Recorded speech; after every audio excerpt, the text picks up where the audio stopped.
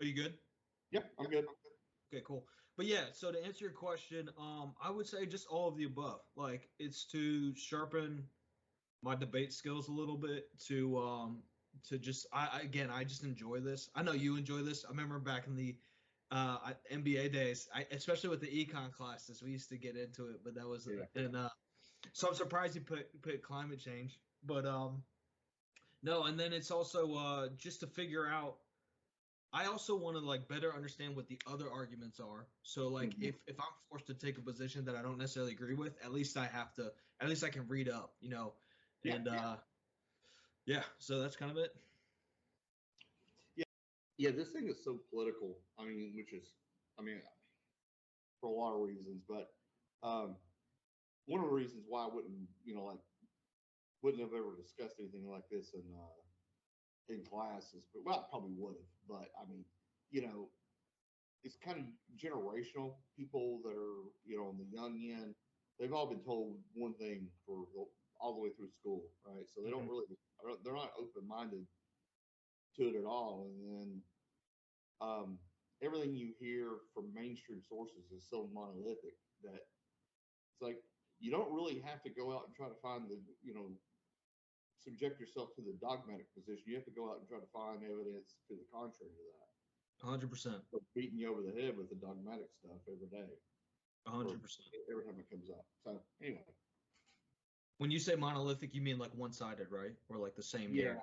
Yeah. yeah, yeah, yeah. Government, academia, mainstream science, media, it's all coming with the same message. Yeah. Yeah, yeah, yeah. No, I'm with you.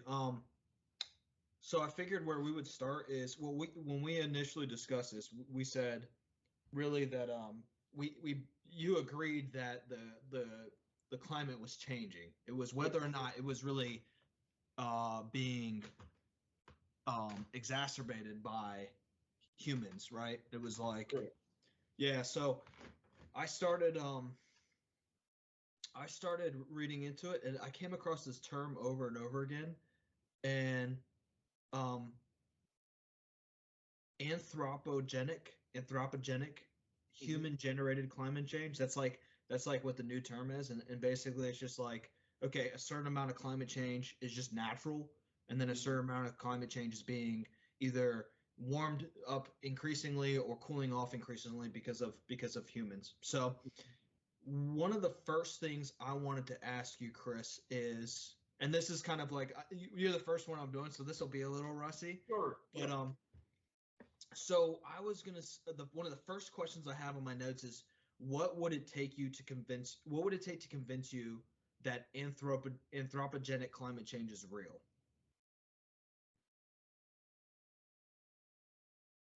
And I say that, I'll also say that, Good Chris, question. with the caveat that I'm not, even after looking at this stuff, I'm like 70% sure it's real. I'm still like, because there's just so much that I'm not an expert in ice cores and Sure. Well, we're infrared. laymen. We're laymen. I mean, right. So what? I said we're laymen. We're not. Yeah, exactly. I think what it would take to convince me, one is we just don't have the luxury of it. That's time, right? Because we're talking about something that on a geological scale, but we're trying to measure it in, like in milliseconds, like in the history of the Earth. If you want, I mean, if you try to scale it. So, but given like what I would actually see in my lifetime, um, I mean, significant sea level rise, something like things that aren't just noise, you can look at it, and that's not anything I'm prepared on, but I've seen, um, there's a predicted sea level rise that's been going on for, since the 1800s. I mean, it's been measured. It's got a pretty normalized trend line. But saw Mhm. that trend line break, you know, it's like looking at any other data set, right? Mhm. I mean, I know that you obviously do a lot of that for work. I mean, you can get you don't want to get burdened down looking at what fits the paradigm or the framework. You want to look for you want to look at the outliers, right? The edge cases are where you can really start seeing some signal. Mm-hmm. So I would, need to see, for me, I would want to see some signals that the models, as well as I do, when you try to do anything that's multifactorial, the first thing that you have to make a lot of assumptions, and one of the assumptions is that you either have to account for everything or account for the fact you didn't account for everything. And I think it's some of the issues with some of the forecasting. Yeah. Okay. Cool. I think, and I'd love to see if you've got anything like prepared or anything you want to take a look at together. I'd love to look.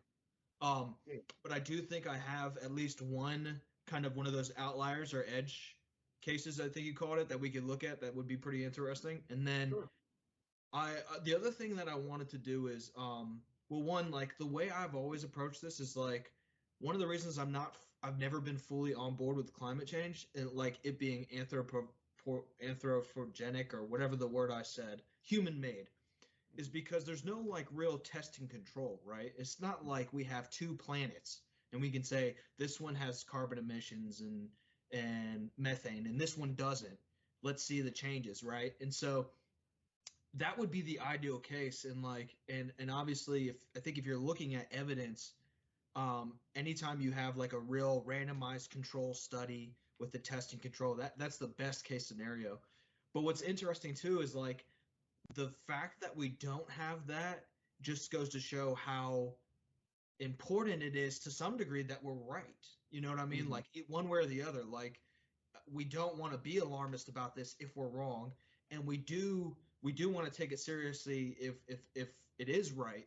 That's not to say that like the politics need to be there, but I just thought that was interesting because I was like, if you don't actually have the ability to hold out a test or hold out a control, then whatever test you're doing, you're only going to get one chance at it. So it's like you better be careful. Yeah, it's a poorly designed experiment. Yeah, exactly. Yeah. And Elon Musk. And let me just stipulate this. Like, first of all, I'm a pretty traditional environmental type of person. I mean, I'm an outdoorsman. I love, nature. Yeah. Obviously against pollution. I'm not like some robber baron or, whatever. I mean, I know some people like that, but like, I'm willing to do anything that makes sense. The question becomes, what's the cost? I mean, because what you're saying is, we don't really know. We may not have the advantage to know we're right or wrong. Yeah. But we make a decision today, and if you're making a decision in the absence of evidence, then you should, it's called the precautionary principle, and that makes sense. And I'd be all on board on doing, okay, I can see, let's do this, right? Let's push towards solar. Let's do this. At what cost? I guess is where I come back to. Yeah, no, 100%. And I think once we've looked at some stuff, I want to have that conversation because the other thing is, Chris, it's like, even if, and it's people ignore the cost, but there's trade-offs. Like if you're going to increase environmental regulation, it's going to come at a cost. And that cost may be jobs. It may be other opportunities. It may be increased prices. And also thinking about it from like a geopolitical perspective, what right do we have as Americans to tell China to curb their carbon emissions or India when we already went through our industrialized period and it already brought up our standard of living and grew our middle class? So it's like you said, it would be foolish to pretend like there is no cost. And a lot of people making the climate change argument, they make it sound like there's nothing, like there's no other option, like we have to do it. And while that may be true, centuries down the road, it's foolish to just think that, that it has to be done, because it has to be done, like you said, at what cost? You know what I mean? Yeah. I mean, if the solutions, everybody's going to drive Teslas and we've got solar panels on it, in everybody's house, and people are paying less money for electricity, and we're just, who would be against that, right? Yeah. but if the solution is okay, we're gonna, and there's some things that if we can get a little bit deeper into the discussion later, there's you can make an argument that actually more carbon in the atmosphere is a good thing. The planet's actually, there's evidence the planet's starting to green. Um, you know, and some of the things that I've kind of got prepared to show is like, when the temperatures are warmer is when we're the most prosperous as a civilization, as a species. We don't do well when it's cold. Yeah, I've heard said once, better global warming than global cooling. Yeah, and that's why some of the things that are proposed sometimes that I hear, like I don't know, Bill Gates funding something where they're going to start shooting, something into the atmosphere to deflect, the solar radiation. It's like, whoa, like, hang on, like, let's go back to the precautionary principle. We're not as smart as we think we are. Exactly. Yeah, no, definitely. We don't want to invent a solution that presents an even worse problem. You know what I mean? Yeah, and one thing that we know from anything that's done on scale is there could be unintended consequences. Yeah, exactly. Playing with the weather and the climate, that's a pretty big one. Yeah, 100%. Okay, cool. Well, what do you want to look at first? Do you want me to share, or do you want to share first? Go ahead. Okay, cool. All right, well, let me go ahead and share my screen. Let's see. Bear with me. Share screen. Okay, sharing. All right, cool. Let me know when you can see it, Chris. I can zoom in too. Yeah, I just need to figure out how to get the Skype window bigger.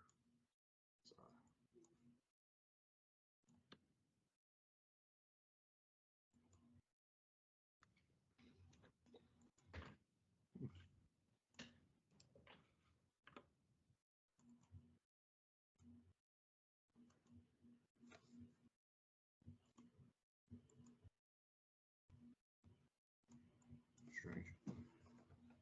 So go to this one.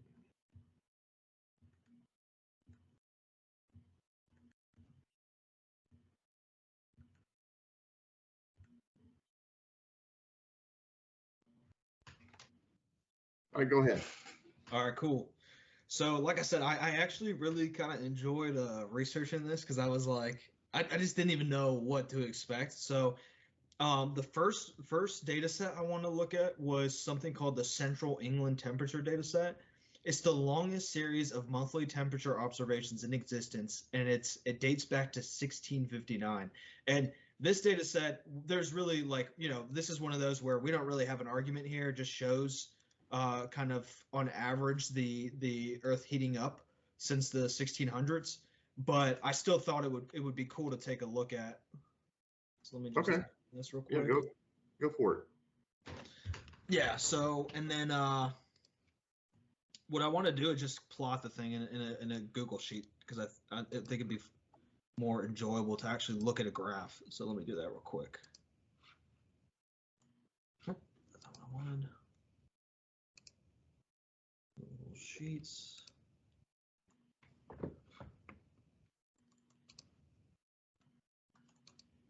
All right.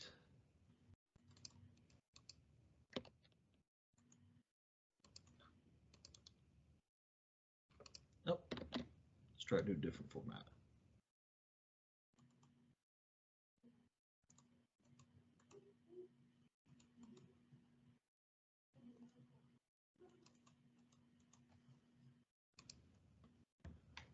Okay, and I gotta separate. Let me separate data, split columns.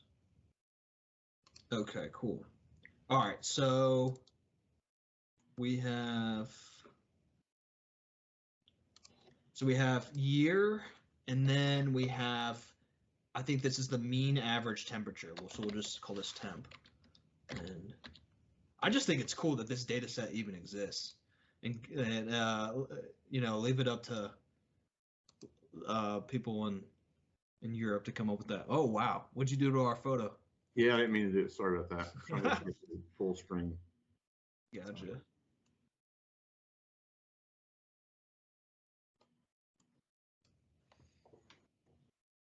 All right, cool. So, like I said, there's no debate on this one. We just, we both agreed that in general, it seems like at least the last 20 years, the temperature has increased. And I think if we wanted to, we could add like a fit line here. But Mm-hmm. um, yeah. So that's kind of the first thing I wanted to take a look at, and it's also interesting to see how there's definitely what appears to be like a cycle, at least maybe every 100 years, where there's like a low drop. But yeah, There's again, at definitely, least yeah, there's definitely oscillation um, yeah, in the temperature data. yeah, One of the things that, and I'm not familiar with that data set. What in And this is one of the sad things about this subject. A lot of the stuff. I mean, I kind of casually see a lot of things, and I went back and started looking for things, and it's getting harder and harder and harder to find things that don't fit the narrative. It's a little it's a little concerning. Um, mm, I've seen a lot of discussion. One of the things that's happened in the United States, the amount of temperature stations in the U.S. obviously has grown since we've had like recorded data, which is going to be similar to that data set. And they've got into this thing where they've started doing manual adjustments to not like it's not like they're going in and just like changing the trend line. They're going in and changing the data sets, and they're doing it for reasons like saying, well, we didn't have good, because what they're doing is they're taking like they'll look at like afternoon temperatures, everywhere across the country at 4 p.m. right, and then they'll say, well, this weather station didn't report that day, so they'll actually random or they'll actually fit the data. Like they'll say, okay, well, we're going to go with this based upon historical trends, mm, or we're going to say, well, this data, this station used to be, at a rural airport, and now it's a metropolitan area, so we're going to make this adjustment because, mm. uh, pavement and urban sprawl or whatever. So there's some things, so anytime you look at your data, you got to look at the quality of the data, right? Yeah, agreed. Would Which you have obviously I know concerns nothing about the about that data? data. Yeah, Would you think you'd have concerns about the data I'm showing you right now, I or don't would you think so. want? No, Yeah, okay. I mean, what I would want to see, if I was going to really look into it, is where did the data come from, Yeah. and how often has it been published, and does the current raw data match the historical raw data, or does if what you were showing, what you had that charted from what like 1600s to current day. Hmm. So if you went back and you pulled the same data set from 10 years ago, is it going to look the same from Mm. 1600 until 2010, 2020? Yeah, yeah. And just full disclosure, the way that I came up with the way I ended up choosing this one is I literally just Googled longest continuous temperature. Yeah.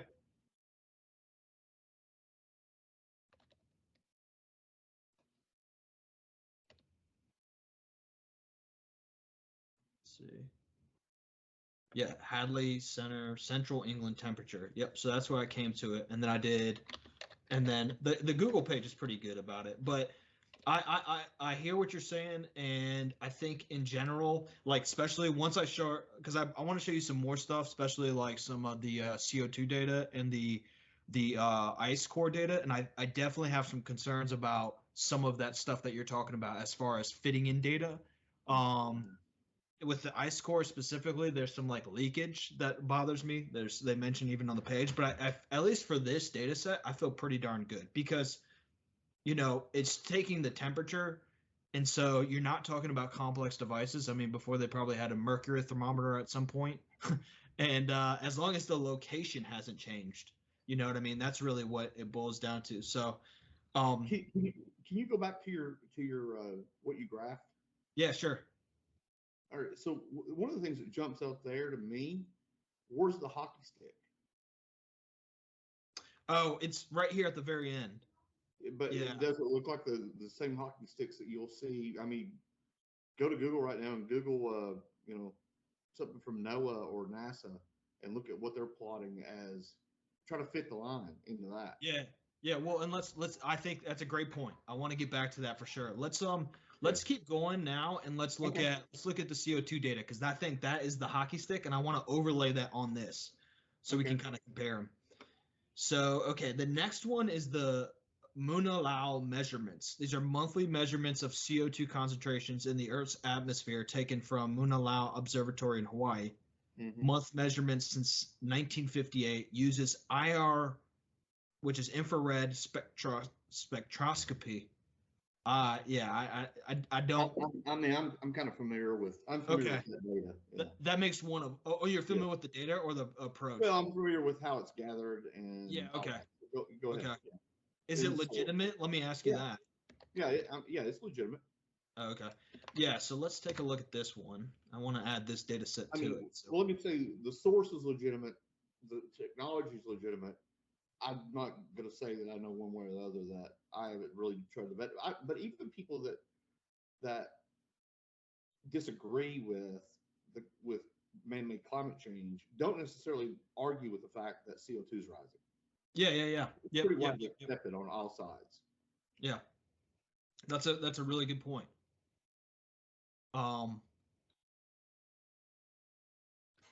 Yeah, because CO2 naturally rises and falls, as we'll kind of get to at one point too with that. But let me pull this up real quick. So we're looking for CSV.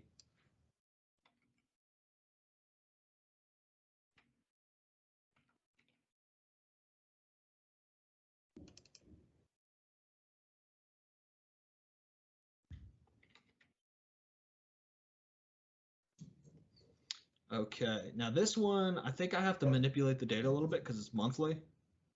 So let me climate change. Go ahead, it's par for the course. And it starts. No, I just meant I have to convert it from. I'm joking.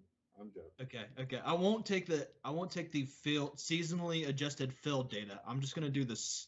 Let's see, seasonally adjusted. I'll just take the pure CO2 data, the pure CO2 reading. Okay. All right.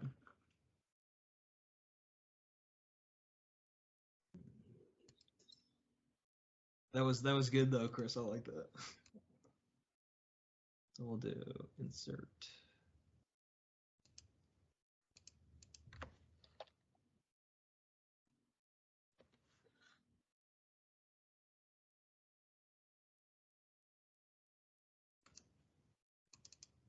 I wish there was an annual data set and then I wouldn't have to do all this.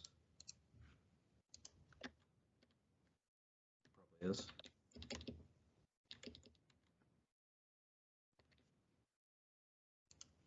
Data, let's see. I'm just impressed that you're crunching the data live. Oh yeah, dude, got to.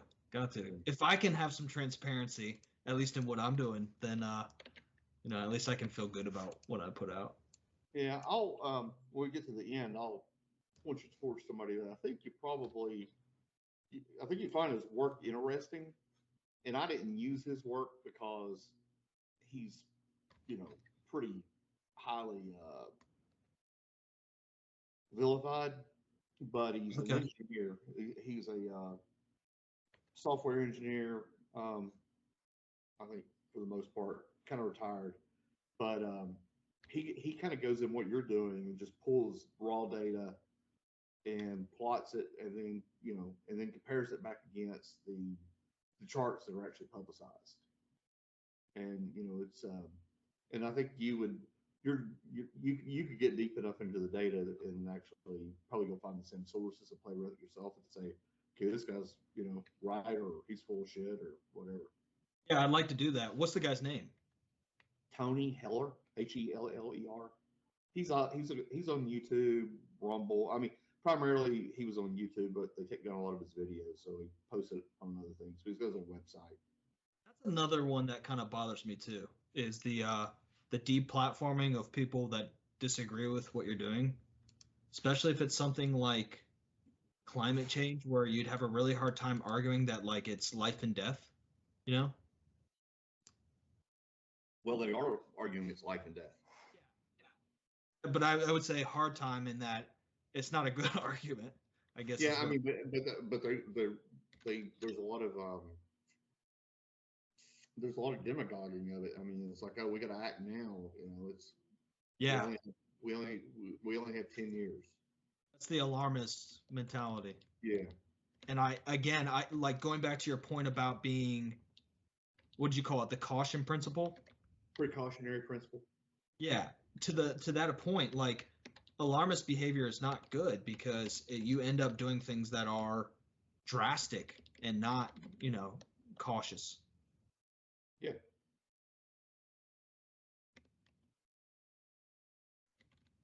Okay, how we doing? Sorry, Chris, I should be done soon. No, man, you're good. Keep going. Okay. Now the only thing is there are values in here that are negative 99, and that's just because they did well. For instance, like these months haven't been recorded yet in the data, so I am going to just zero them out. That's it. So that is my one messing with the data. Well, I mean, I've actually watched a presentation on, it was a physicist on CO2. And of course, he was arguing that, and the science was way too, I followed him.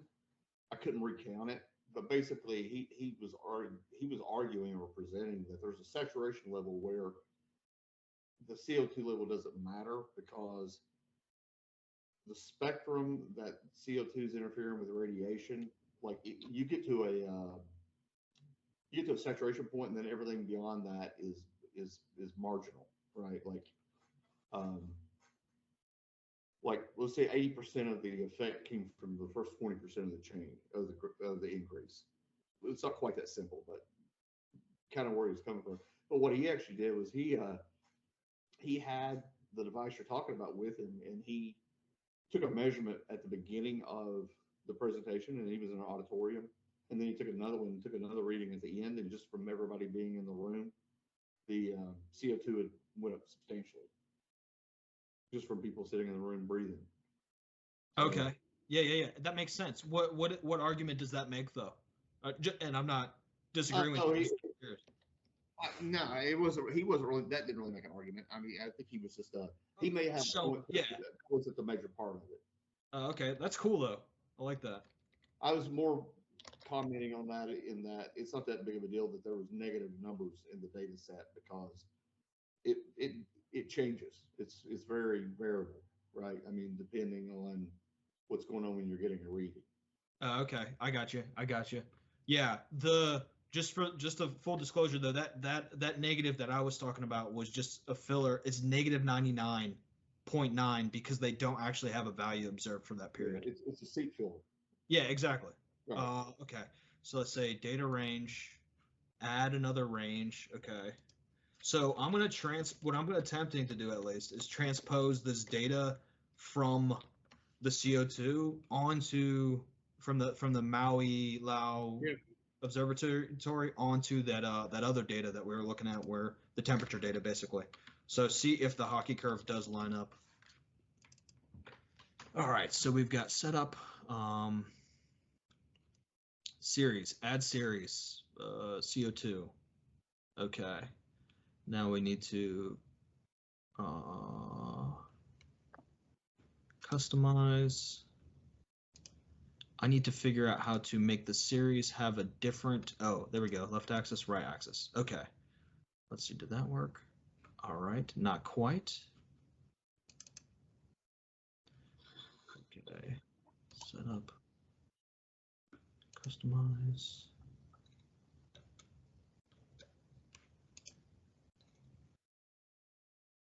Oh, I see. Apply to all series. So temp will do left axis. Okay, cool. Here we go. All right. So I think this is the crux of the argument that people are trying to make, that scientific community is trying to make, is this is exactly what you're talking about, that hockey curve. Well, to a degree. It's probably not as sharp as some of the stuff you've seen, but they're basically saying, okay, if you look at from when CO2 rates were rising in the 50s to now, it corresponds a lot with the overall temperature increase that we're seeing in the same period. And let me do one thing, Chris. I'm going to just cut this off at 1950. for the axis, just so we can zoom in on that one area. So let's see, where the heck is it? Minimum 1950. Okay, yeah. Now, I would argue that this increase in CO2 looks a hell of a lot sharper than the increase in temperature. I don't know if there's like... Yeah, if you plotted a moving average on your temperature, I think you would have the correlation doesn't look great from here. Now I know you're doing this on the fly, but yeah. Well, let me add if you fitted if you were to fit a median or a moving average on that line, it seems to be not as sharp as the CO2. Yeah, I think I can add the slope real quick. So give me a second. I'm gonna do that. Let's see. Trend line, label, use equation. Okay, cool. So yeah, the slope of the temperature it's positive, but it's only slightly positive. It's like 0.00288. 0.00288. Now that's for all time. So if we were just to zoom in and look at it only since 1960, I'm sure that slope would be higher. But what we're saying though is that the slope for the other line is 1.6, so it's way higher. It's like I don't know. It's like 10. It's a factor of like 100 times higher, whatever. Yeah. So yeah. Now I don't know if the scientists are saying that there's a reason why, like, you know, there might be something where like if you double the rate of CO2, then it'll like increase the rate of the temperature by a factor of that. But I mean, actually, I'm pretty familiar with what's pushed out there and what NASA's saying. You know, NOAA and whoever, I can't remember all the agencies, but their correlation is a lot more significant than what you're showing. They're saying that it's basically directly correlated. Okay, like, so I deleted the lines. There's a lag, like it's almost like a linear correlation. It's not like CO2 goes up and then the temperature goes up 2 years later. It's like it's almost 1 for 1. Okay. And I think you could Google anything right now and look at it, and you're going to see that they're trying to say it's an exact match. Yeah. Contrary to what you have. It's definitely not an exact match. I mean, at least looking at this data, because like I just deleted the temperature data since 1958, so we're looking at the same time period.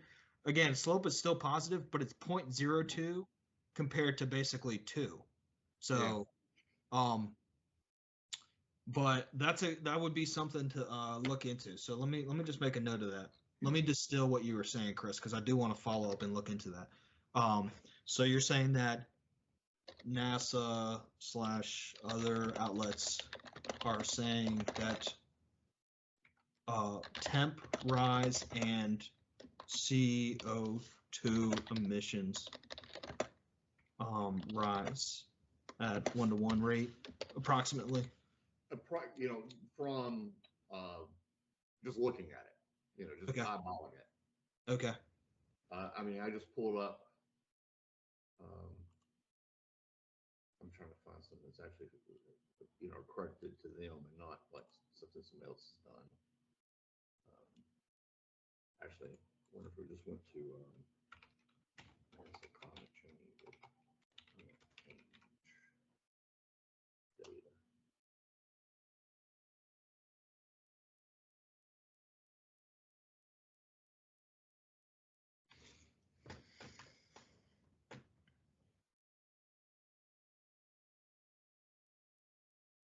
I mean, it's one of the things I'm finding is like I go to look for something and you got to trust, you got to be careful where you're getting data. There's a lot of, it's such a politically charged issue.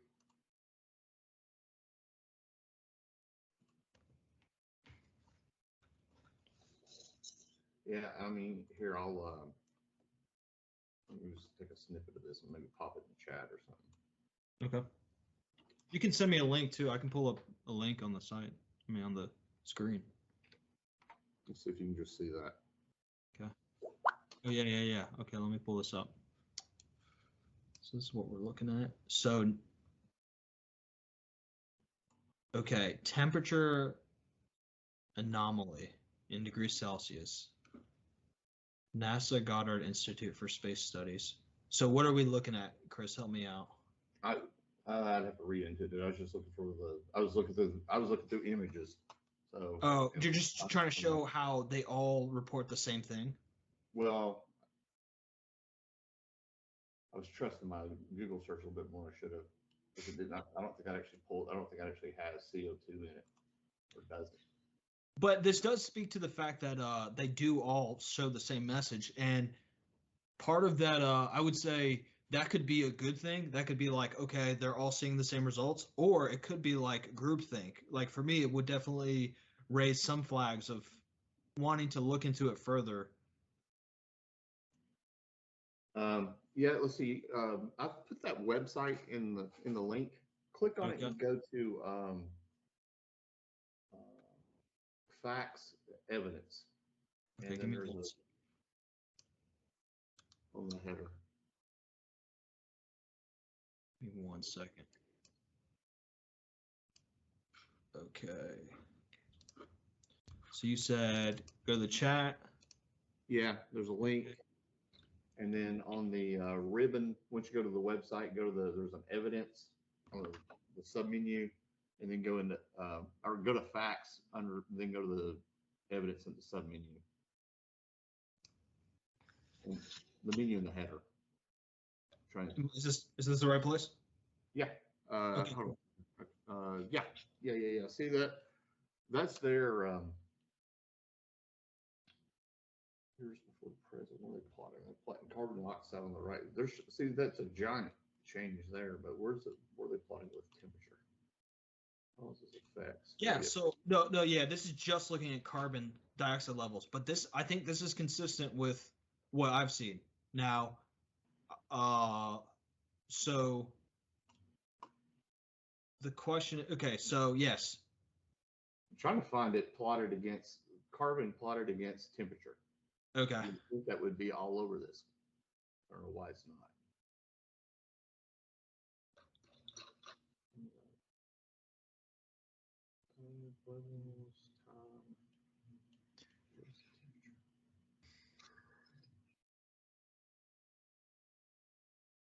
Okay, global temperature.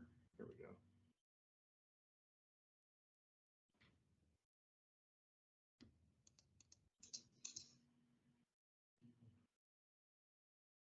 Yeah, if you go to, where am I? I'm under facts.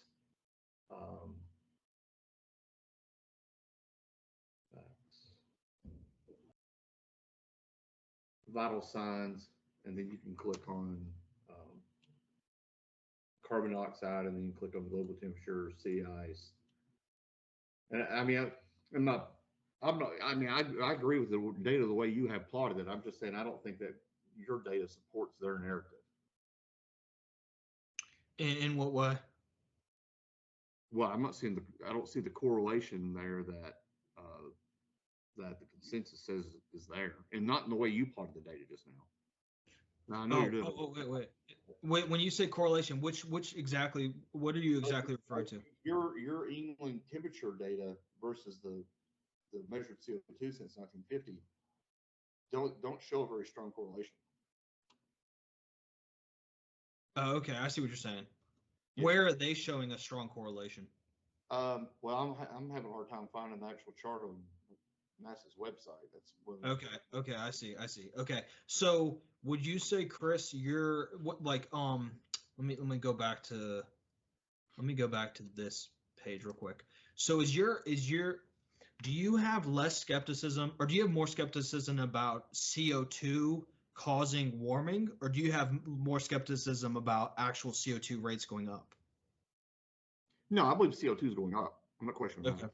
Okay. Yeah. Actually, I actually believe it's a good thing, because I think, and I was kind of looking at it for a second ago, around 180, 190 parts per million is almost an extinction level for not quite, but it goes to the point. I forget the term they were actually using.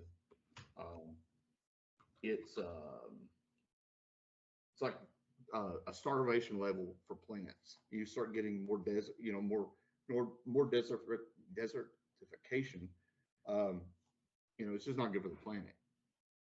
You actually need CO2. I mean, greenhouses pump CO2 into greenhouses in order to make plants grow. So, I mean, I'm not denying that we're at 440 parts per million or wherever we are. I just don't think that temperature increase is correlating to that. I see what you're saying. Okay. One of the things that stuck out to me though is you said you basically you took the and it seems to me like a little bit like, and again, Chris, bear with me because it's my first time trying to like actually do this, but from a logical perspective, it seems to me like you're making an argument for higher CO2 rates based on the what would be the negative results of having too low CO2 rates, and right? Yeah, crop yields. No. I get it. I get it 100%. Like if we need CO2 to be above a certain level, I guess what I'm saying is that doesn't I don't think that supports the argument that CO2 levels aren't too high. You know what I mean? I agree that they need to be above a certain level. But I don't necessarily think that that's what we're arguing. You know what I'm saying? Yeah, and this is really kind of gets to kind of the crux of my position. Yeah. My problem. Let me share a couple things real quick. Yeah, absolutely. Please. I've got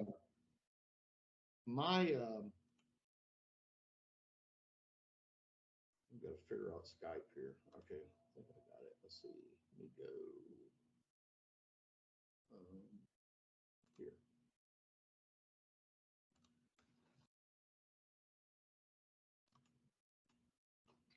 So what are you seeing there? Yeah, I see the signal is lost in the noise. Yeah, right. Now that's just that graph means nothing, right? It's just an image. But kind of for me, I think, and I'll kind of flip through a couple things, and then because our discussions evolved a little bit, so I'm not really in line with where. Not really at the same place that I thought we would kind of be here, which is good. I mean, I think we're covering good ground. My point is that I don't disagree with what you've shown, like the data that you have from the 1600s. Don't disagree with it. Don't disagree that carbon's going up.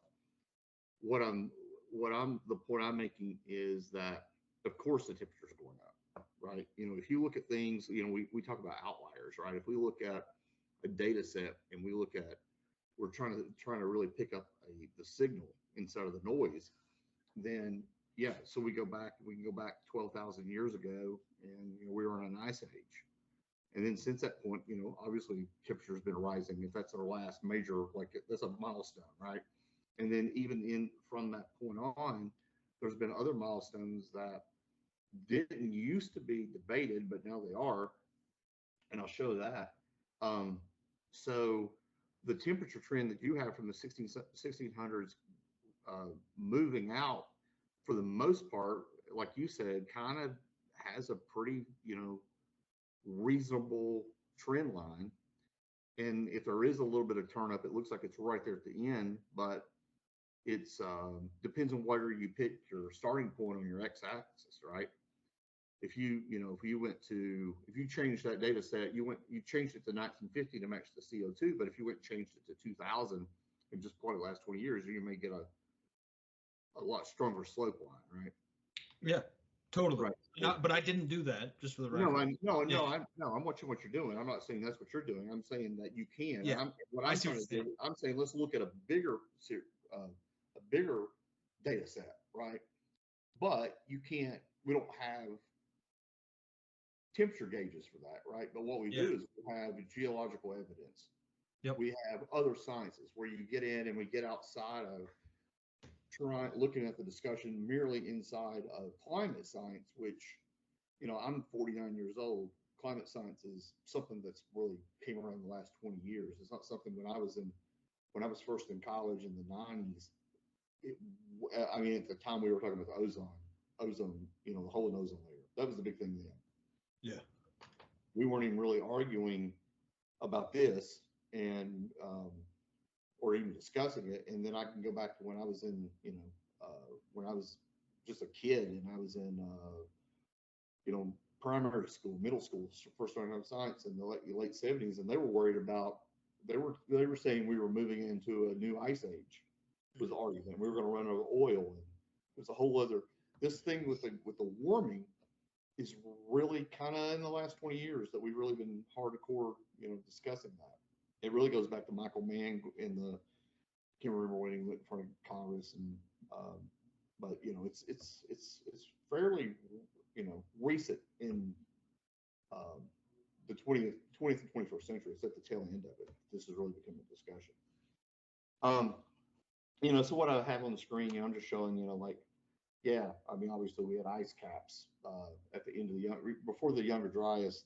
The last glacial maximum ended right at 12,000 years ago, approximately. And then I'm going to show you, and this is ice core data. Yeah. Here.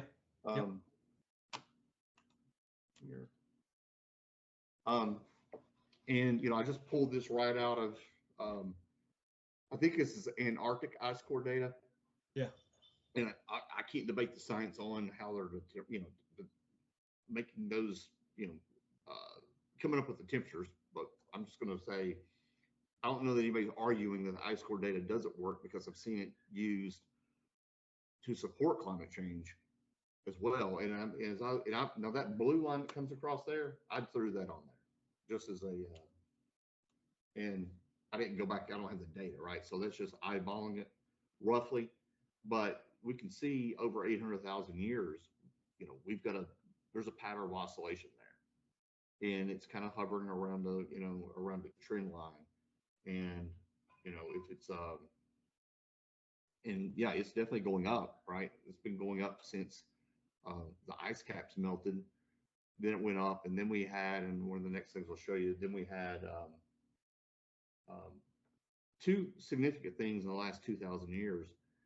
You had the medieval warming period, which I saw multiple dates on that, but it pretty much hovers around from 900 to 1500. Some people say it's about, year 1000 to 1400, whatever. And then the little ice age in the late 1500s, running up and ending at 1850. And I think what we're seeing right now is the temperature increase that we're seeing right now is I don't see any significant evidence to show that that's not just us reverting back to the mean from the little ice age. That was, there was a glaciers reached their maximum extent around 1850. And they've been melting since then. And we use, I have friends that are big hikers and travel, go to Europe, and they're all on board on climate change. And it's like, well, they're showing pictures of here's a picture in 1920, and then here's the glacier today. But what they're not doing is showing, okay, well, what happened between 1850 and 1910, or 1850 and 1920. So you can cherry pick your start date, right? And you can do whatever you want with data if you can play around with the parameters. Yeah, and that's why let's look at a really big data set and say, is what is going on, so what's supposed to be going on? Yeah. Can I respond to some of that? Yeah. So, yeah, no, I really like how you brought up this graph. I definitely think that, and this is where it's where it's easy to get confused, because we definitely go through cycles, and we're definitely in a warm cycle. Like, there's no doubt about it. You can, if you trust the ice core data, which I think both of us, as far as we know, as far as we can, being laymen's, we trust the ice core data. Well, actually, what I have there with the medieval warming period and the little ice age, that graph, I can't see the same thing you're seeing for some reason, but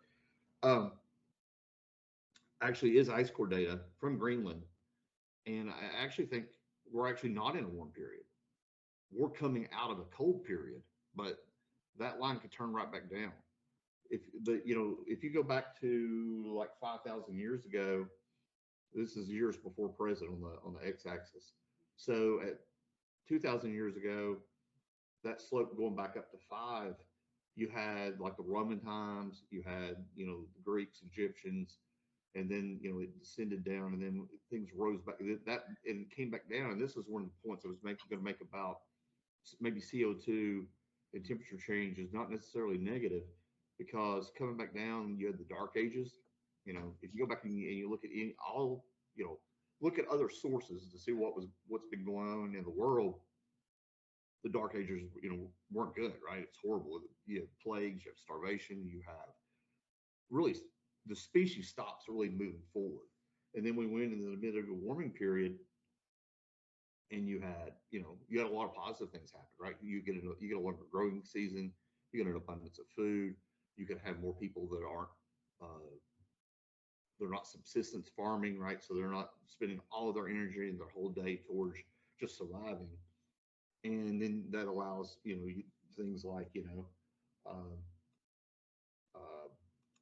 going here. I mean, it goes into things like the Renaissance. You have more wealth, and that's when we built all the cathedrals. There's lots of historical data points that show that at different periods of time, we went through good periods and bad periods. And if you go back and you plot the good periods and the bad periods against our long-term temperature data, which is the ice core data, to my knowledge, is the only thing that we really have that's at this point, then you can see that, okay, when temperatures are higher, good things happen. Temperatures are bad, bad things happen. Yeah, okay. No, that's fair. I definitely think that,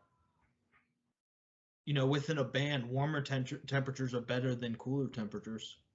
I mean, all else being equal. There's a couple questions I have. One is, I wasn't aware that they could get temperature from ice core data. For instance, like what I've seen is that you can get chemical concentrations in ice core data, so you can figure out how much oxygen there was in the air at a time, or you could figure out how much carbon dioxide there was in the air at the time. But I don't know exactly how they're saying the actual temperature. I mean, I think they're showing a change in the degrees back in that one slide that you had. But that said, what I would like to show you, though, is that using that same ice core data, show you how, based on history, the carbon emissions is way higher than it's ever been, including even going back 200,000 years. All right. Well, before you do that, let me show you this, because I mean, we were talking about the ice core data. So let me just play the video I pulled that from, and this is all right. 1 second. You can also send me the link, and I can do screen share if you want. Whatever. Yeah, that's probably better. Okay, let's do that then. Okay. This, I gotta admit though, the ice core data is pretty cool. Like the ice core stuff. I watched some like a Nova videos about it, and it was pretty fascinating. All right, there you go. Okay, let's see.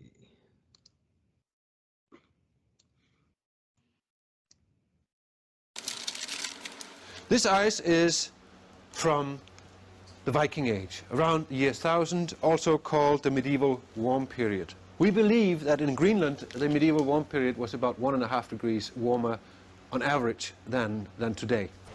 Nordgrip, the Greenland Ice Core project, is being reopened to drill the last few meters through the ice sheet to the rock beneath the research station. The ice core, over 3 kilometers in length, has been hauled up to the surface piece by piece and contains important data on the history of the climate of the Earth.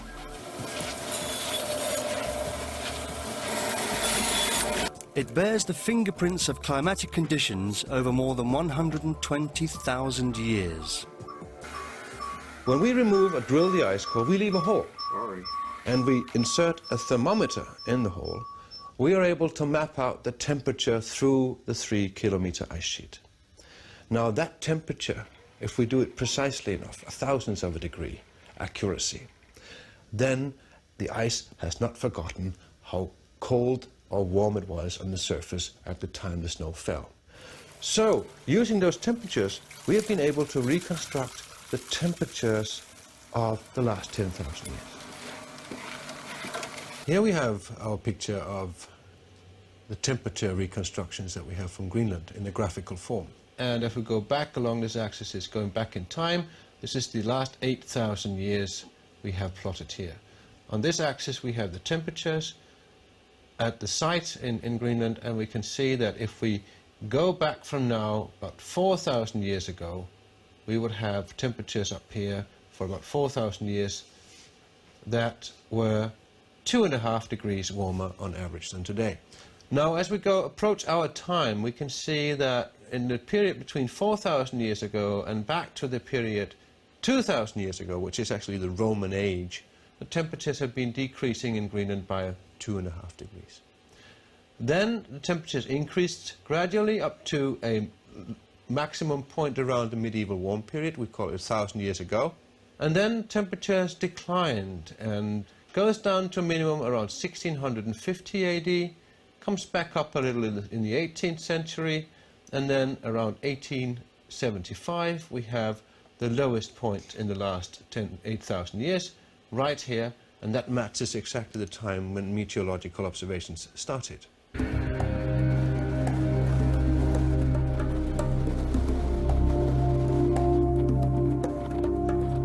Other core samples from elsewhere in Greenland confirm that the Little Ice Age ended about 140 years ago, at the coldest point in the last 10,000 years. The natural, pronounced alteration of warm and cold periods back in time has also been confirmed elsewhere in the Northern Hemisphere. Carbon-14 dating of organic matter from peat bogs and tree rings confirms the pattern. So do data from stalactite caves in China and measurements from North Africa. The problem is that and I agree completely that we have had a global temperature increase in the 20th century. Yes, but an increase from what? Probably an increase from the lowest point we've had for the last 10,000 years. And this means that it will be very hard indeed to prove whether the increase of temperature in the 20th century was man-made or it's a natural variation. That will be very hard because we made ourselves an extremely poor experiment. We started to observe meteorology at the coldest spot in the last 10,000 years. Okay, cool.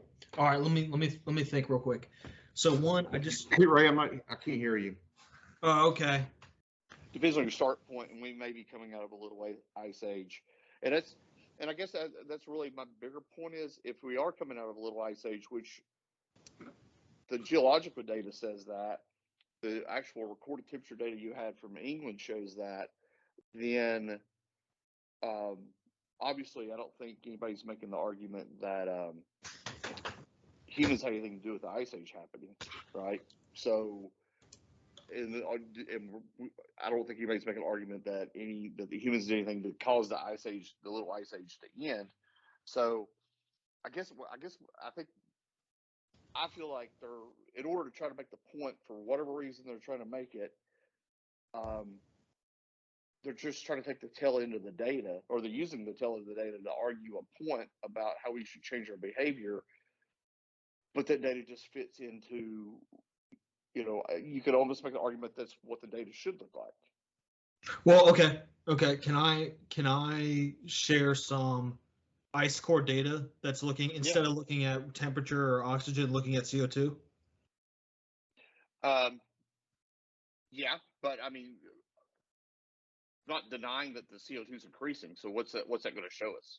Well, let me show you how it's increased above a rate that it's been in the last 200,000 years.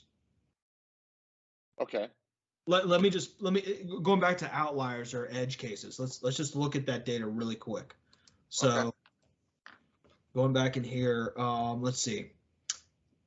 Law Dome Ice Cores. Law Dome is a large ice dome located south of the Cape Poinsett, Antarctica. So this one is going back 2,000 years. So we'll just do 2,000 years first, and then we'll look at the entire period.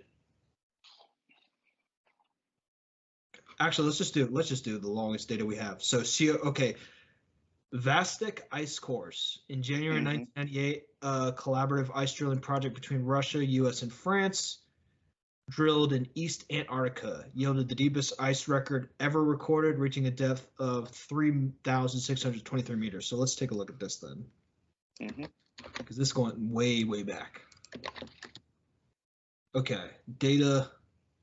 All right, so we're going to look at, so we've got depth, age of the ice, mean age of the air, and CO2 concentration. This is where it gets a little bit fishy. I'm like, okay, you've got the age of the ice, and then you've got age of the air. I guess they have two different ways of measuring the age. Well, they're looking at, ice is not, it's not 100% water, right? There's air caught. Okay. There's air bubbles. Okay. So let's stipulate that they know what they're talking about. Yeah, exactly. I mean, let's stipulate that the science works on. Yeah, that's a caveat. And I'm not hearing anybody argue that it's not credible. Yeah, exactly. Okay. So if we look at this, paste values only. Okay. So again, we had insert a row above. We had depth. We had age, and we'll just use one of these. Age, and then this was the CO2. Okay, so let's graph this real quick. I'm gonna go age and CO2. Insert chart. Okay. I don't want to derail what we're doing here, but I am going to try to join again from my desktop. Okay, cool. But just keep rolling. Okay. If it rings in, just maybe you got to answer. I don't know how it works. Okay. So I just reversed this. This. So looking back 400,000 years to the current. And it's a lot like the cycle that we've been looking at before, right? It goes in and out, in and out, in and out. This is what I meant by thinking that we were at the top of a cycle. I was thinking it from a CO2 emission, but I think, okay, so big picture, Chris, this is what I think is scaring a lot of scientists, that if you go back and you look at the oldest ice core data we have, you have a maximum value of approximately 300 parts per billion of CO2, and a minimum value of, I don't know, 180 or something. Now, well, let me say this. I've seen, and I mean, I can dig and find it. I've seen lots of data that shows. I've seen there's been CO2 at a whole lot higher levels than that.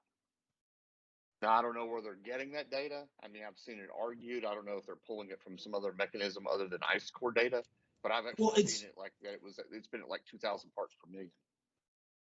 Yeah, maybe if you go back millions of years, I think that's probably possible. But I guess so let me just finish the point, and then you can kind of dig holes in it. So just looking at this is the Vostok Ice Core data, just plotting it straight out from the site, assuming we trust the data and the results and the scientists. So you got a maximum value of 298, a minimum value of 182, and just this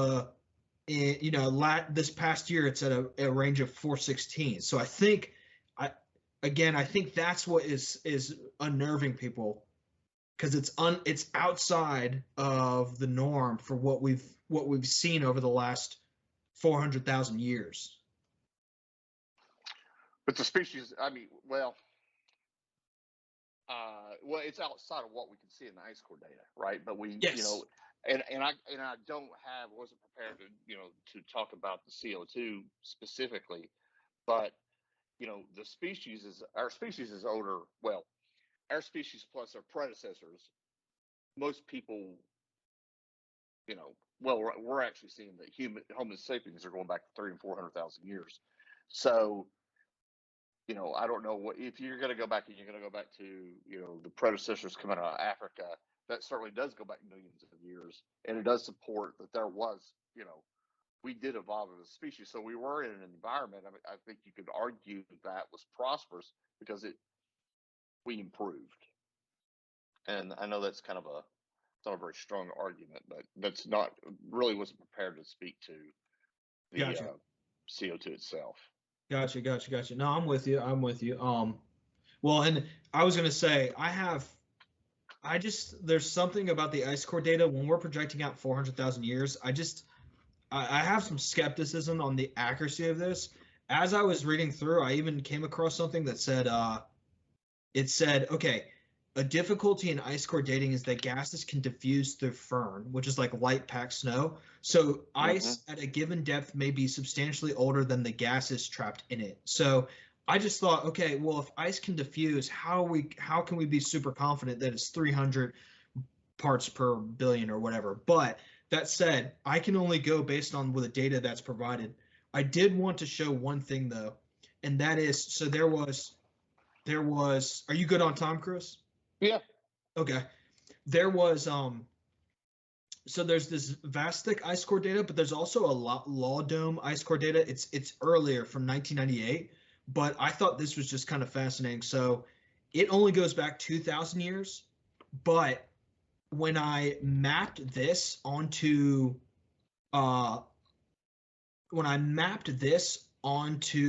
the data that I had from the hockey stick from the Mauna Loa, the observatory in Hawaii, I can't never pronounce it right.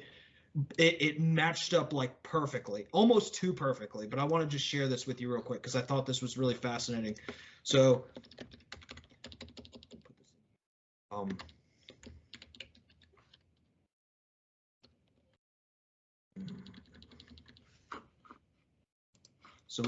so it's got basically from 18, what was it?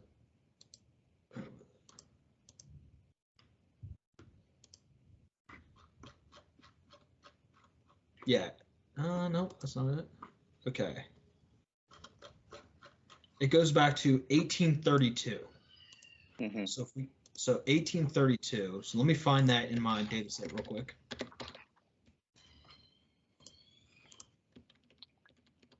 So let's see. Okay,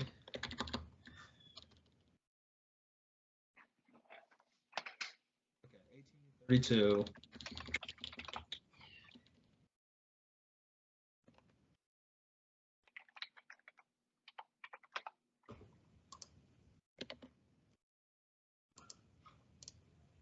Okay, cool.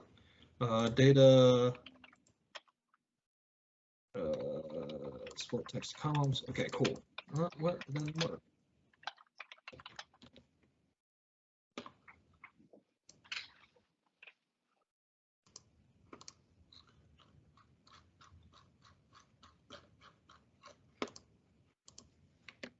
All right, Chris, I'm almost ready.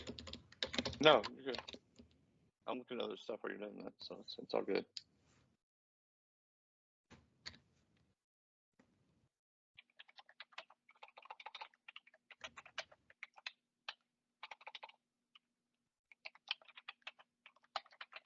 All right, I'm going to add one more trend line to this data real quick.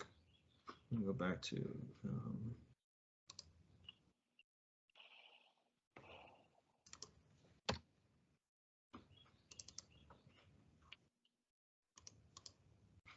add another range.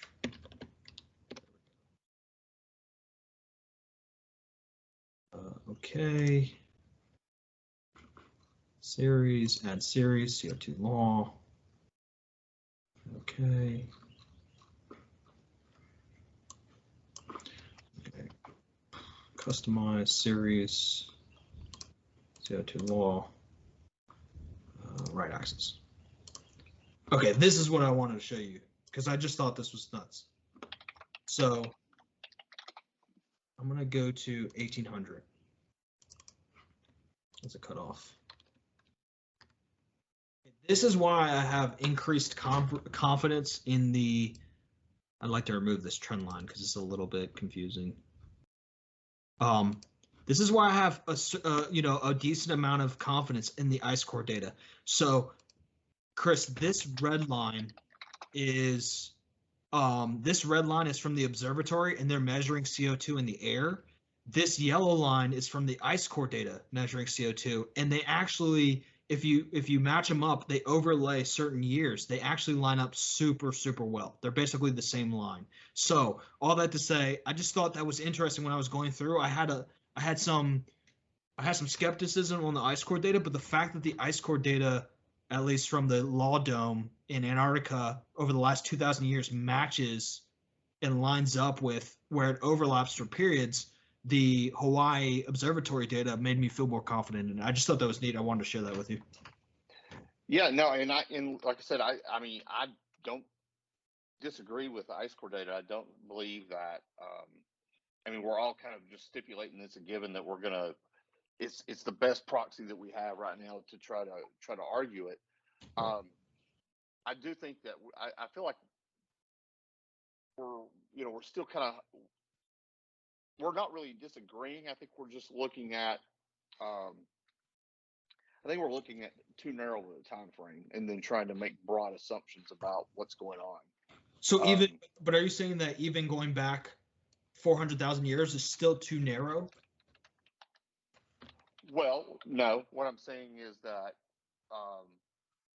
you're going back 400,000 years and showing CO2 data, but we've not really proven a direct correlation, even in what we're looking at, between CO2 and temperature, which is really the argument. Okay, like gotcha. I said, I could even go to the point to say that, well, maybe CO2 going up is good. Gotcha. So, and I don't want to take too much of your time, but one of the notes would be, like, if someone was going to present this argument, they would have to make a claim. They'd have to prove that CO2 and temperature are correlated. Well, it correlated to a reasonable extent. I mean, like, not just a minor correlation, but, like, if we're like, we can all say, well, it's a good thing, it's a bad thing, right? But if we're starting talking about, like, changing the rallying and harnessing all the economic mind of the world to enact some change, that's I think the burden of proof has to be pretty high in that situation. Gotcha. I see what you're saying. I want to share something with you for some well, to a degree, it's gonna, there's some levity to it, I guess. Trying to find out what this using multiple devices is not working out for me. I think I can just drop it in this chat. Okay. And then you can play it, and then I can hear it. Yeah, Let's sure. see if you could. So this guy that I was talking about, he was, kind of making the point, and see if you can pull that up. It shouldn't be more of, I don't know, if it's a long video, I can tell you where to skip to. Okay, is this? It's 12 minutes. Let's see. My Gift to Climate Alarmists is the name of the video. I shot it in the chat. Okay, did you get that? Yeah, I sure did. Give me 1 second. Okay. Copy link. All right. Let me share my screen real quick. Yeah, it's an interesting point. I mean, there's some slight humor to it. It's we don't take things too seriously. Yeah. Hello, this is Tony Hiller from Real Climate Science. Does the audio sound fine? I don't hear it yet. .com, setting the record straight about climate. It's not an easy job committing fraud on the scale which climate alarmists are, so I thought I'd give them some Okay, well, I can hear it. Do you want me just to listen to it and then react to it afterwards? Sure. Okay. assistance. I've developed some new software which will give them a boost in identifying which critical data they should be hiding. But first, there's some important news out of Washington, D.C. They've identified a panel of experts who will be setting our nation's climate policy. Apparently, the Democrats felt they needed people who were better educated than AOC or Greta. Now let's review the problem which my software will help climate alarmists solve. This is the main page from the part of the National Climate Assessment which went out to journalists and policymakers. This page contains a lot of graphics. Here's one which shows heat waves increasing since 1960. Here's another one which shows Arctic sea ice declining since 1979. And another one which shows wildfires increasing since 1983. And one more which shows sea level rising since 1920. So we have one graph which starts in 1960, another which starts in 1979, another which starts in 1920, and one more which starts in 1983. When you want to mislead people with statistics, picking your start date is very important. First, let's look at the heat wave graph which starts in 1960. They carefully picked a period during the global cooling scare to start their graph so that they could show heat waves increasing over time. And here's the underlying data from the part of the National Climate Assessment which didn't go out to journalists and politicians. This graph is warm spells days, this one is heat wave magnitude, and this one is warmest temperature of the year. As you can see, summers were much hotter in the United States prior to 1960. So by hiding all the data before 1960, they were able to show a little bit of an upwards trend. I overlaid the part of the graph which went out to policymakers over here in this corner on top of the underlying data, and you can see exactly what they did. The red bars are what policymakers saw, and the extreme heat prior to 1960 is what they didn't see. People may consider this sort of behavior to be shocking, but it's actually standard operating procedure for climate alarmists. This graph shows in pink all the data that was hidden from journalists and policymakers. This next graph is the one which shows wildfires increasing in the U.S. since 1983. And this graph of U.S. forest fires from the U.S. Forest Service is the one which didn't go out to journalists and politicians. And you can see why they hid all the data before 1983, because there was a lot more burn acreage in the United States prior to 1983. Burn acreage in the U.S. is down about 80% since the 1930s. It shouldn't be surprising to anyone because it was very hot and dry during the 1930s. Fires are associated with heat and droughts. There's very close correlation between heat waves and burn acreage. This next graphic overlays the graph which went out to journalists and policymakers over here on top of the data which didn't go out to journalists and policymakers. You can see the breathtaking fraud which is going on here. They carefully cherry-picked one year where they could show an increasing trend in wildfires, even though U.S. wildfires are down 80%. And this graph shows in pink all the data that was hidden. Now let's look at the Arctic sea ice extent graph which starts in 1979. Starting in 1979 makes it look like sea ice extent is decreasing linearly. And now let's look at the data which is being hidden. This graph is from the 1990 Intergovernmental Panel on Climate Change report. It shows Arctic sea ice extent all the way back to the early 1970s. And as you can see, extent was much lower prior to 1979, and 1979 was the peak. The data was taken from the National Oceanic and Atmospheric Administration. And here's the accompanying text from the 1990 IPCC report. Satellite observations have been used to map sea ice extent routinely since the early 1970s. The American Navy Joint Ice Center has produced weekly charts which have been digitized by NOAA. And down here is the key sentence. In 1972 to 1975, sea ice extent was significantly less. So they hid the data before 1979 and tried to use the excuse that we didn't have satellite data prior to 1979. But the IPCC report said the exact opposite. Satellite observations have been used to map sea ice extent routinely since the early 1970s. This shouldn't surprise anyone because we went to the moon in 1969.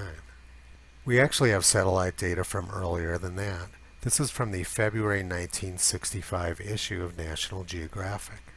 It's a satellite photo of Arctic sea ice looking down on the North Pole. It's pretty clear why the National Climate Assessment is hiding all the pre-1979 data, because it would wreck their linear downwards trend line. Here's one more graphic showing U.S. sea level rising over the past century, as if sea level around the U.S. could somehow be different than it is in the rest of the world. So now let's look at what they're hiding. Sea level has been rising at the same rate for thousands of years. This graph from NOAA is made from data from the tide gauge at Lower Manhattan. It shows that sea level has been rising at a steady rate since the middle of the 19th century. Abraham Lincoln, 2.84 millimeters per year. Teddy Roosevelt, 2.84 millimeters per year. Franklin Roosevelt, 2.84 millimeters per year. Jimmy Carter, 2.84 millimeters per year. And during Donald Trump's first term, it's also 2.84 millimeters per year. In other words, there's no indication that humans have had any impact on the rate of sea level rise. And if we go back even further, we can see that sea level has actually been rising for about 20,000 years. 20,000 years ago, sea level was about 120 meters or 400 feet lower than it is now. Anthropologists believe that during this time when sea level was very low, people were able to walk across from Siberia to North America, and that's how the first humans got here. From about 14,000 years ago to 8,000 years ago, sea level rose very quickly, but since then it's been quite slow. Climate alarmists want you to believe that this 400 feet of sea level rise was all natural, but somehow the last few inches were man-made. It's not easy work for climate alarmists to find the best point to start their phony graphs at, so I've developed some software to help them out. This graph shows the number of days above 90 degrees Fahrenheit at Waverly, Ohio for every year going back to 1895. You can see that there used to be a lot of 90-degree days at Waverly. Let me hover over this point. This is 1936. They had 82 90-degree days in 1936 at Waverly, Ohio. Now let's look at 1895. They had 73 days over 90 degrees in 1895. How about 1930? 1930 also had 73 days over 90 degrees. The year 1900 had 63 days over 90 degrees. So you can see that Waverly, Ohio had a lot of very hot summers prior to the year 1943, but since then summers have been much cooler there. And this diagonal downwards line shows the trend since the 1890s. The trend is about 26 fewer 90-degree days per century at Waverly, Ohio. My video this morning was about Iowa academics misrepresenting the trend in 90-degree days in Iowa. So the last thing which climate alarmists want the public to see is a downward trend in the number of hot days, which is actually occurring over most of the country. So in order to fool the public into believing that hot weather is increasing in the United States, they have to carefully cherry-pick their start date. And my software will help them do that. Let me show you how. I'm going to drag the graph over to the left, and you're going to see the trend line change as I do. Alright, here we go. I'm going to drag the graph, and you're going to see the trend line change dramatically. There we go. It's still going down, still going down, still going down. Whoa, now it's going up. That's exactly what climate alarmists want. So if you want to defraud the public about heatwave trends at Waverly, Ohio, the perfect start date is 1955. And the really cool thing is that with my software, you can do this with any kind of data, any kind of graph. Climate alarmists will be able to find the perfect cheating point for every single data set in the world. I'm open to suggestions what I should name this climate fraud tool, and I think I should charge them a lot of money for it. Going back to being serious, you might have noticed that I've been posting a lot of graphics recently. That's because the software enables me to find all kinds of interesting information which I wasn't aware of previously. I do intend to commercialize it at some point, but that's probably a few months off. So we can see that massive fraud is going on in climate science. Now let's look at some of the reasons why this is happening. Most climate scientists are just keeping their mouths closed because they have to. If they open their mouths, they'd lose their career, they'd lose their income, and they would be thoroughly trashed. But for some, it's the revolutionary mentality. This is an amazing email I got from the American Association for the Advancement of Science. They said, achieving these greenhouse gas limits will require rapid, far-reaching, and unprecedented changes in all aspects of society. This is about overthrowing our government, our freedom, and our way of life. It's more difficult to convince adults of their lies, so they've co-opted children who are very innocent and don't know any better. They had millions of school children out of school today as part of their mass propaganda campaign. The Green New Deal reads like the Communist Manifesto. In 2010, one of the leading officials of the Intergovernmental Panel on Climate Change said, "We redistribute de facto the world's wealth by climate policy. One has to free oneself from the illusion that international climate policy is environmental policy. That has almost nothing to do with environmental policy anymore." The New York Times wants people to panic because they know that panicked people are very easy to manipulate. And the Washington Post also wants people to panic, saying that the world's going to end in a little over 11 years. Same story is from the UN 30 years ago. June 30th, 1989, grim forecast. A senior environmental official at the United Nations, Noel Brown, says entire nations could be wiped off the face of the earth by rising sea levels if global warming is not reversed by the year 2000. Climate alarmists want you to believe that this is a scientific thing, not a political one. In 2013, President Obama tweeted that 97% of the world's scientists agree that we're in a climate crisis. That same year, the American Meteorological Society took a survey of their professional members. They were asked, is global warming happening? If so, what is its cause? Look at the results for the top row. Yes, mostly human. 52% of respondents agreed with that, and only 37% of professional forecasters.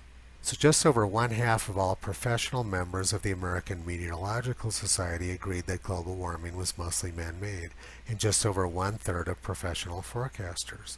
They were not asked if global warming was dangerous or if we're in a crisis. They probably would have been laughed at had they asked such a ridiculous question. What we're seeing is an attempt to overthrow our government and way of life by some very unscrupulous people. They are willing to lie, cheat, and abuse children in order to achieve their political goals. The key thing which all the sane people need to do is to force the EPA into doing a reevaluation of the CO2 endangerment finding. That is the legal document which will allow climate alarmists to destroy our way of life. Tell your politicians and everyone you know that they need to demand that the EPA CO2 endangerment finding is revisited. That is the critical thing in getting the scam stopped. Visit Toto on the web at realclimatescience.com. He's been pulling back the curtain on junk science and propaganda for a long time. Hey there. Yeah, I'm here. So, I'm not trying to use evidence from him because, like I said, he draws a lot of light because he strikes out, he goes hard in the paint. But I think it's where we were having a discussion around it. Well, okay, we're looking at it from the Little Ice Age, or you go back and look at 200,000 years or 400,000 years, and just seeing. And of course, you're a data guy, right? I figured you'd see some, I don't know, some maybe humor in picking the start point and changing the trend line. And no, I like this tool. I thought that was pretty funny. Yeah, it's pretty slick. Yeah. I think you. I guess we've synthesized the argument down or the debate down to really an area where I wasn't really prepared to speak to, and that's how valid is the correlation between CO2 and temperature. Yeah. And I'd like to maybe, if you want to, kind of put a pin in it, and maybe I know you got several things lined up, but maybe a month from now, let's go back and let's drill into that. Yeah, dude, absolutely, that'd be great. Because I think there's some arguments to be made about, well, because one of the things they've done, and I think what he was alluding to in the EPA document, is they're basically classifying carbon as a pollutant. Mm-hmm. And that's kind of considering the fact that, plants thrive on it. That's a little crazy. Yeah, and that we're also carbon. Yeah. Yeah. So it's and it's a lot of what they want to do hinges on it, and it's just a good issue to discuss because, like I said, if you're not trying to take money out of my pocket or set us back or endanger society or whatever, I can go along with it, right? It's like, okay, well, yeah, let's do some things to like Elon Musk, why not move to renewable energy? Yeah. Yep. Right. Yeah. At some point, no matter what you believe about fossil fuels, at some point they are going to run out because they're finite. Yeah, we're You can't burning argue with that. all the plant matter from millions of years ago. Yeah, yeah, We're not replenishing that. yeah, So yeah. yeah. Oh, Anyway. 100%, 100%. No, I would. Yeah, no, I've enjoyed it, Chris, and yeah, I'd love to revisit this in a couple weeks. I would also be curious, just maybe when we do that follow-up discussion, just to talk more about like the cost. I mean, that's one of the things that I want to dive into is like how is climate change? Because at this point, I'm like 70% sure, maybe even 80% sure that it is. What was that word I used earlier? Anthropogenic. Anthropogenic. So it's human generated in that in the last 20 years we've made some changes that is probably speeding up global warming. But how has that been hijacked by special interest groups and politicians, and who benefits from the alarmist kind of approach? Obviously the media to some extent, but honestly, like just looking at like why it has been politicized so much would be interesting. Yeah, I'm not don't have a bunch of data lined up to speak to that, but I'm just off the top of my head, I'll say this, that anytime you what's the easiest way to say this? Anytime you move capital or raw materials or means of production, the change in it, if you're positioned correctly, you take advantage of that. Yeah, totally. Like, for instance, if you could have went back 50 years and forecasted offshoring and set yourself up as in some type of corporation to be at the cutting edge of that. Yeah, definitely. Then, there's a benefit, right? So if we can say, okay, we think we should shift from fossil fuels. Let's just say, let's straw man it and say, okay, we're going to push this climate change idea so that we can shift energy consumption in the world from fossil fuels to renewables.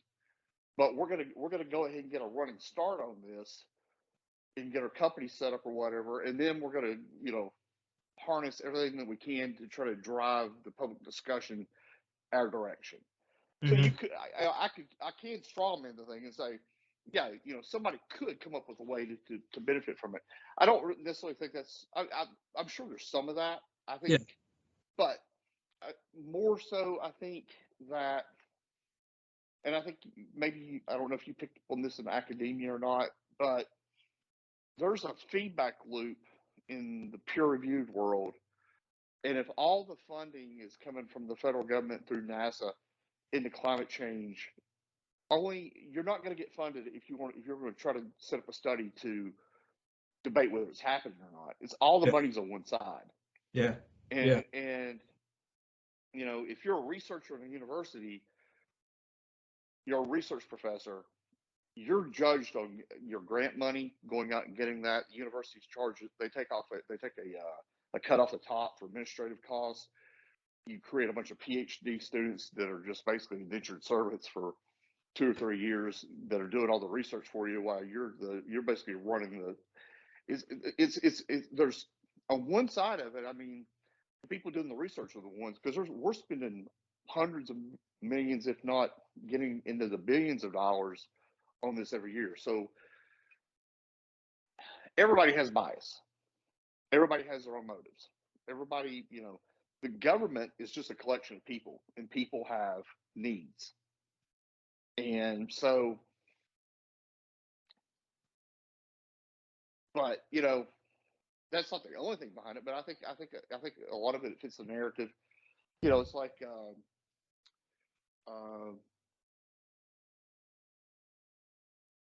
if let's say politically, if someone was already anti energy companies, and maybe from a pollution standpoint, then this just fits that narrative, right? Definitely. Yeah. There's one of the interesting things, and maybe it's something we can look at, at some other point. one of the founders of Greenpeace is like got completely away from it. He's like he basically says they hijacked the movement. That it went from not killing the whales, taking care of the oceans, taking care of the world, to driving this one. Everything's about this one issue now. Yeah. So it's a good discussion.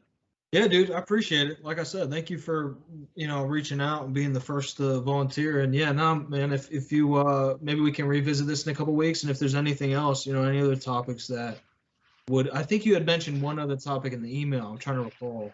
Well, I mean, of course we can discuss COVID, right? Vaccine. Oh yeah. COVID mandates. COVID mandate. But Yeah. I think, you basically say that you're not for the mandates, and I'm not either. My goddaughter, she's been here all weekend with her new boyfriend, who's a resident, 27-year-old resident. So we've been debating all this all weekend long. He's not for mandates either. Of course, I mean, he feels a little bit, he's obviously, well, not obviously, because there's a lot of medical doctors that they're not all monolithic in their thinking. Yeah. But we got into debating a lot of stuff. It was funny, like he was talking about how, like, he's a third-year resident now, or second year, and about how they're not paid enough and they're overworked and there's not enough resident spots. And I'm like, well, okay, well then. But then at the other time, he was trying to argue the other side of it, which I didn't even know this. You may not either. The number of resident spots that are allowed every year it's actually set within the profession, but it's capped by, they actually get reimbursed from Medicaid and Medicare for it. So like if a resident's making $53,500 a year or whatever across the country, that's paid for by the federal government. And the hospitals won't open up any more resident spots than what they can get paid for by the government. And I'm like, there's not any other profession that expects somebody else to pay for their trainees. So, I know that. It's interesting. Yeah, I'm like, but then he can't get out of that. Like, he's stuck in that, like, way of thinking, like, well, they can't have more resident spots.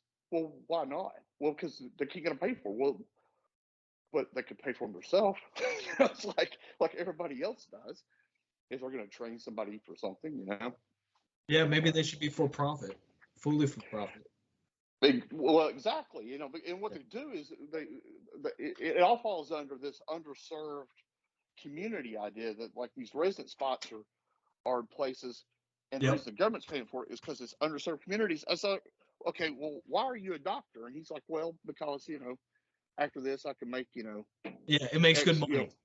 I said, you can't at the same time have underserved community and doctors living on golf courses. Well, and it makes sense in the same too. area. It makes sense too that doctors are getting paid an exorbitant amount because they limit the number of residencies, so they're artificially capping the supply, right? Exactly. Yeah. Well, and they have this thing where they're like, well, yeah, it sucks that you have to do that, but that's what we had to do, so suck it up. So it's almost like they're protecting their fraternity. It's like, exactly. You got to pay your dues, kind of thing. Yeah. Yep. Yeah. All right, dude. Well, thanks again, Chris. I appreciate talking to you, and let me know if we'll chat offline, and we'll schedule another call in a couple weeks. Yeah. I'll let you go get through the lineup of that you have. Yeah. All right. All right, man. Have a good evening, man. Talk to you later. Yeah, you too. Take care. All right.